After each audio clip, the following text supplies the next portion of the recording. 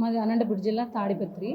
34 corporator చెల్లా రాజశేఖరు, వాళ్ళ భార్య చెల్లా స్వప్న.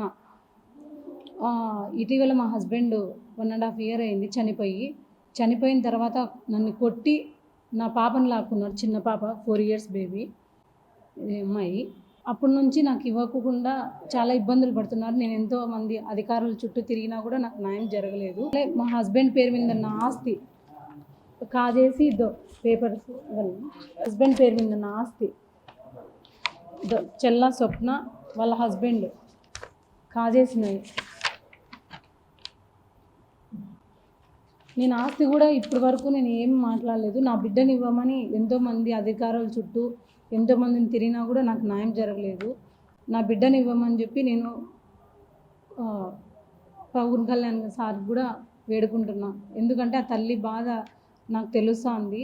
ఎందుకంటే నేను 1.5 year నుంచి ఎంతో ఇదైపోయి నేను మానసికంగా చాలా ఇబ్బంది పడుతున్నాను. నా పాపను నాకు ఇప్పించమని నేను ప్రభుత్వాన్ని వేడుకుంటున్నాను.